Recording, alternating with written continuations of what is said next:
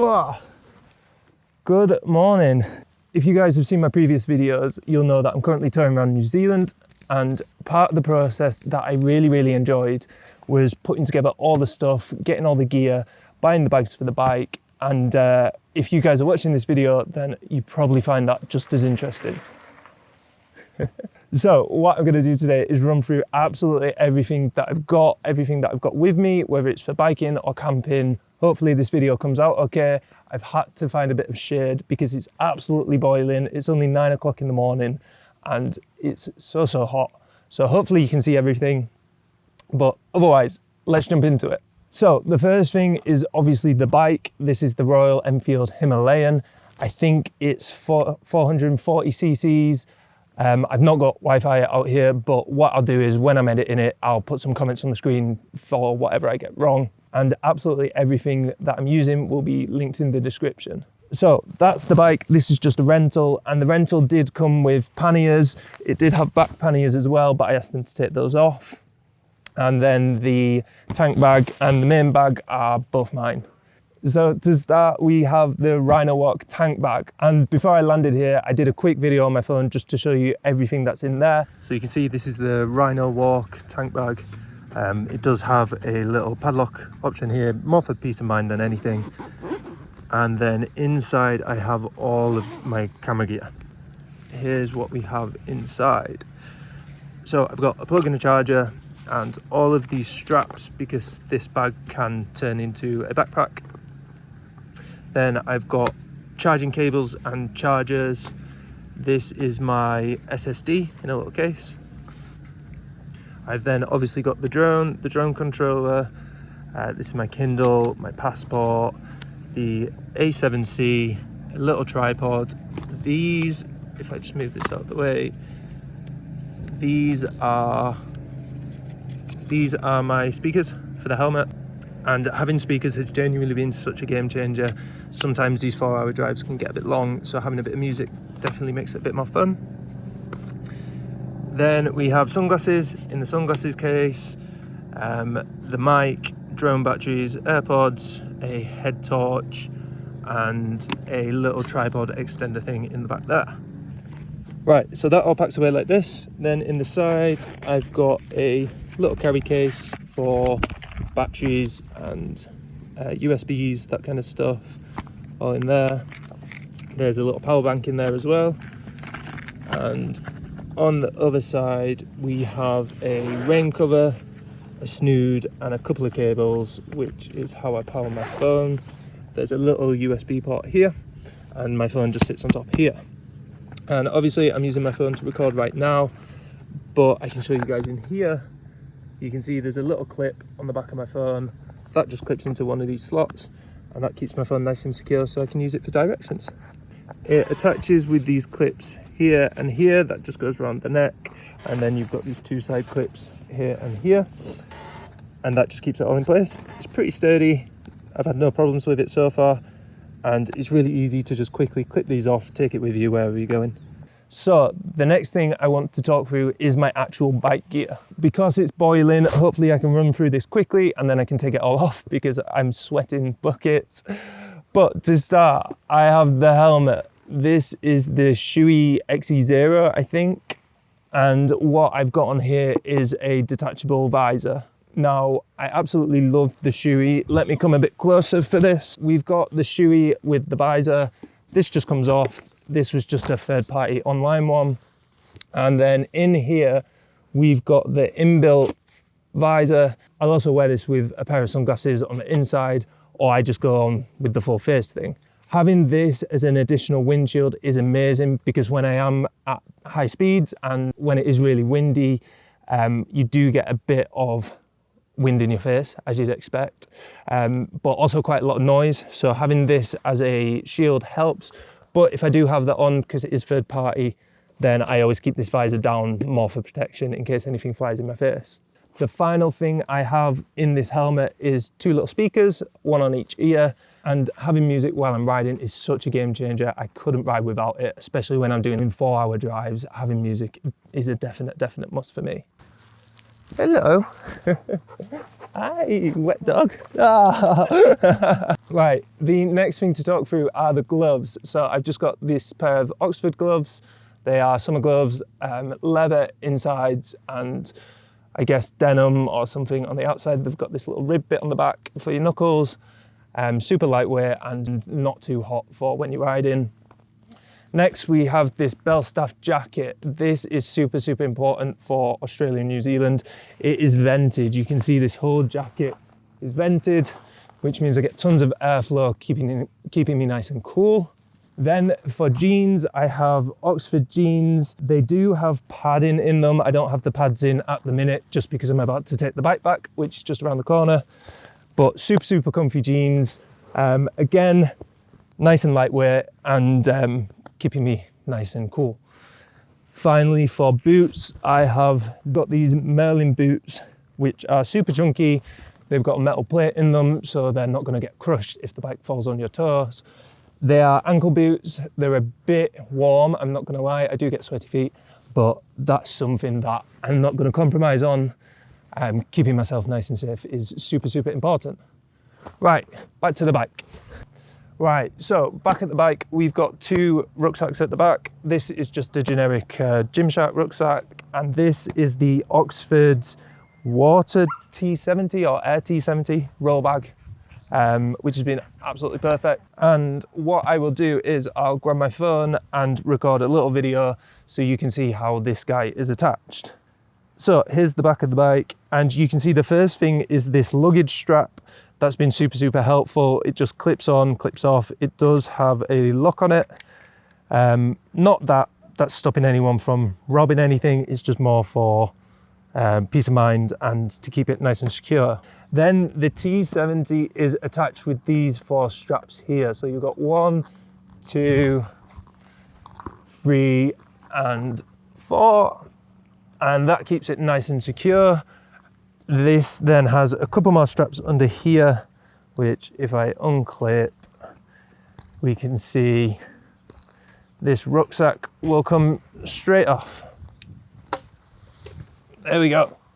So this rucksack is just more of a day bag than anything. Because I'm off back to the airport, I'm flying today, this is full of jumpers and things like that. This also has my laptop in here, which is just sat back here. And it's also got a pair of trainers in the bottom for when I don't want to wear the big boots. And then the rest of the camping gear is in this guy. So it's a roll bag, which means it's waterproof, weatherproof, nothing's getting in here. And I did get the T70, so it's a 70-litre bag, which is a bit big, but that's had two massive benefits. A, it means I can carry the helmet on the plane, so that goes in here.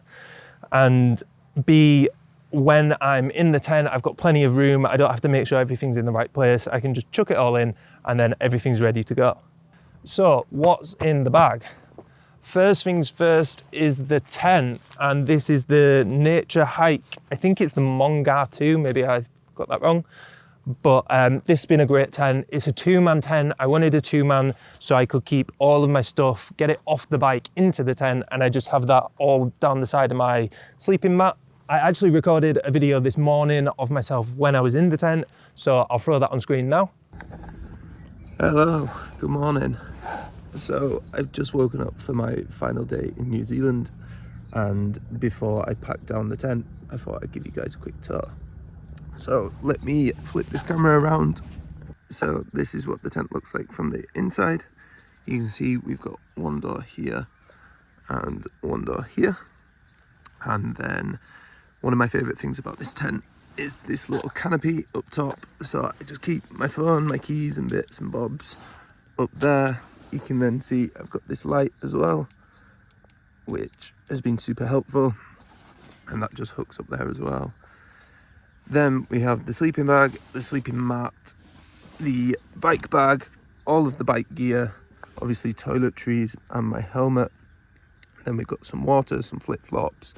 This is the tank bag with all the camera gear and bits inside.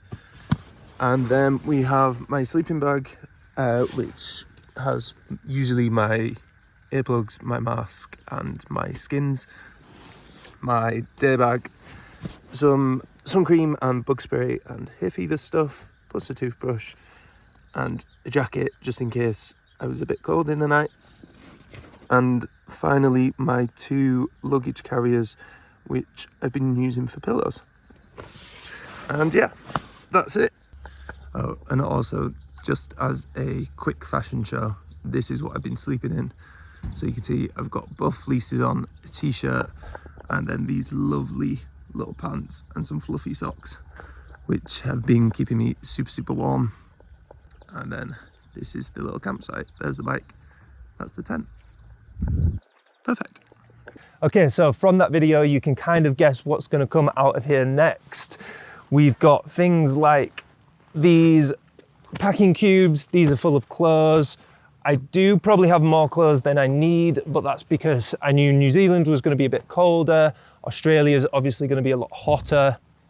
And I also, because I'm seeing friends, I needed clothes for the city, clothes for camping. So I do have a little bit more than I would recommend bringing. Then I've just got these Nevis t-shirts, which were free from doing a bungee jump. These are what I've been sleeping in. Saves me getting my nice clothes dirty. Next, we have a Nature Hike LD 150 sleeping bag. Now, this has been great because it's super long. It can actually go over my head, and I'm 6'3". That's been perfect, but it has been a bit cold. And the reason I went with a lighter sleeping bag is because in Australia, it's going to get super hot. But for New Zealand, it did get a bit chilly, but as you'll have seen in the video, I just wrapped up. I made sure I had lots of layers on. And to be honest, I've not been that cold. I've been a little bit chilly, but it's done the job. It's nice and compact. You can get more compact, but for what I need, this has been perfect. Then next, we have a microfiber towel. That's just been perfect, quick drying, just keep it out in the sun for like 2 seconds, and that's been good.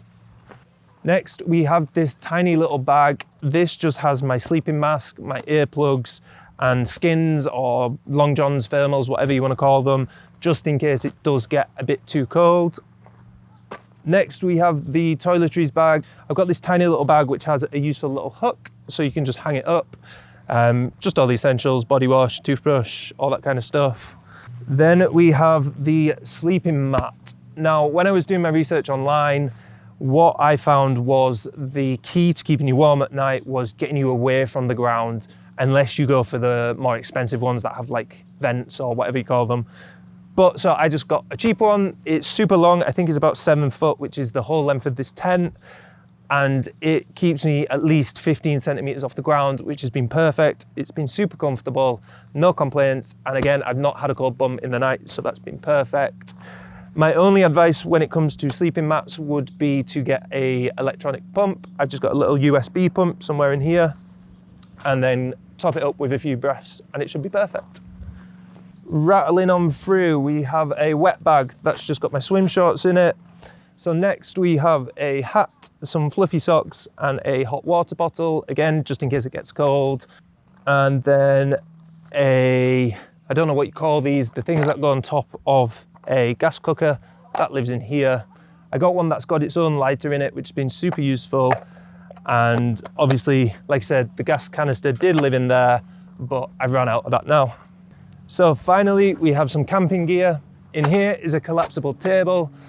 My advice on this one would be to get a metal top table so you can put hot pans and things like that on it. And then we have this tiny little chair, and I'll put a picture up of both of these in action. Finally, we have a little cooking pot. And the final little thing is this roll bag. This is where I keep all my dirty laundry. I've just done a wash, so there's not much in here, but super helpful. There's this little valve and you can just push all the air out. Keeps it nice and compact and keeps the smell away from all my other stuff. Just to quickly interrupt, it's been a few days since I shot that video, and as you can see, I'm on a different bike. This is the Yamaha MT-07, which is a big step up from the Royal Enfield. Super fun, I'm really enjoying it. But just quickly, I just wanted to do a couple of updates now I'm on the new bike. So first of all, you can see on this bike, I've got no front panniers, and what that means is I've had a little bit less storage, and I'm wearing a lot less layers because it is so much hotter here in Australia. So how things have changed is this bag is now a lot fuller, And what I'm doing is just kind of strapping it to the main bag as before, creating a bit of a gap in the middle and just wedging that luggage strap between the two to make it as safe as I can to keep it on. It's been working really, really well for the past few days. So super happy with that. The second thing that I wanted to touch on is in the previous video, I kind of brushed over my earplugs and my sleeping mask, but that has been absolutely essential, especially here in Australia. You have them bugs, I don't know what they're called, but they're super, super loud on an evening and in the morning. And without earplugs, I would be completely screwed. Plus, the sun comes up pretty early. It does get really hot in the tent when you get to about 8 a.m. But between the hours of like 5 a.m. and 8 a.m., you do need that sleep mask. Otherwise, you're just going to be awake and you'll get maybe like 4 hours of sleep. So I just wanted to reiterate how important those two were. The final thing to mention that I've needed here in Oz that I didn't really need in New Zealand is waterproofs. And I think I showed you in the past video that I have a North Face down jacket, and I've been wearing that in two ways, either underneath this Belfast jacket or on top of the Belfast jacket, depending on how the rain actually is. I've then also got some trouser toppers that you can just get from like a camping shop or a fishing shop like that. They're super thin, they barely take up any room, and they just sit in here as well. So when it absolutely chucks it down, which it did yesterday, I just put those two on. This comes with a little rain cover. I just have that here. So that's just a little bag that goes up at the top. And then I move any electricals out of this into this, because this Oxford T70 is completely weatherproof, whereas this is not. And everything in here just gets soaked. But I'm okay with that because it's just things like my swimming trunks or my water bottle, stuff like that. So that's fine. Final thing to show you is how this helmet looks. So these are sunglasses that are actually polarized, which has been super, super helpful. See if I can find the focus button. So on the Shui XE0, you do have the internal clear visor. That's super helpful for wind and bugs, things like that. But I have been wearing these sunglasses, like I said, the polarized, which has been super, super helpful. And these just slide in here, and then this can slot down on top. So that's how the helmet looks when I'm wearing both, and I haven't got that full face visor on, which in Australia, I'm super, super grateful for the breeze, I'm not going to lie. So it's now the next day, and it did end up raining all day and night yesterday. Luckily, I found this little shelter. You can see there's enough room under here, so I did manage to set up the tent and stay semi-dry. But whilst I've got all the gear on, I thought I'd give you a quick tour. So on top, I've got the North Face. I found out yesterday that it's actually not waterproof, it's more water resistant. So I did get a little bit wet underneath. I've got the Belstaff jacket on underneath and a couple more layers under there as well. I've then got the waterproof toppers, hopefully you can see them on the legs. They're amazing, they've been perfect.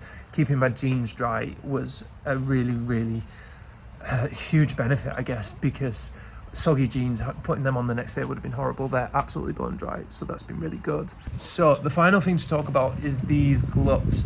These are summer gloves, they're the Oxford gloves, and my hands did get absolutely drenched. They're absolutely soaking wet through. Cold hands, which when I was driving for like 2 hours in the rain, it wasn't that pleasant. However, I did have a think about it, and I don't think I would bring a second pair of gloves, a fully waterproof pair. When it is hot, these gloves have been perfect. So I think what I'm going to do is I'm going to head now. I've got another 2-hour drive to Lakes Entrance, and I'm going to try and find a campsite with a washer and a dryer and that kind of thing. And then we should be good to go for the rest of the week because the weather should pick up a little bit. So hopefully that helps, and back to the original me from like 2 days ago now. Actually, the final thing that I missed is this tiny little first aid kit. Just plasters, wrapping, stuff like that, tape, and most importantly, some burn cream, just in case I have a little accident on my journey. And that is absolutely everything that I brought with me. You can see it fits all on the bike. I know it looks a bit daft like this, but once the tent is up, everything just goes in the tent. I keep nothing on the bike at night. That is more for my peace of mind and my massive fear of bugs. I don't want bugs crawling in all of my clothes and things. It just creeps me out. Otherwise, yeah, that is absolutely everything that I brought with me. I'm finishing New Zealand today, so this bike's going back. I'm about to fly to Sydney, and from Sydney I'll be getting another bike and then driving down to Melbourne, doing the Great Ocean Road, and I think I've got about 2 weeks on that bike. So super exciting. Hopefully this has been helpful. If you've got any questions, as always, leave them in the comments. Otherwise, I'll see you in the next one. All right, cheers guys.